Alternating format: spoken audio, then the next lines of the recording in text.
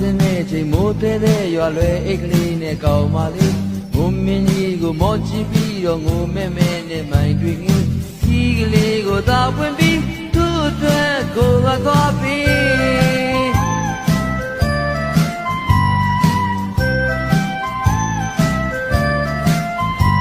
ယောက်ျားလေးပဲကွယ်မိုးတဲ့မှာလွယ်အိတ်ပိုက်လို့အိမ်ကိုပြေးငိုမိပြီးတော့နောက်တနေ့မနေ့မှအပြင်းပြတဲ့လူမမာလေးတန်းနေကကောင်းပါလေကျွန်တော်အတွက်စာရခုပေး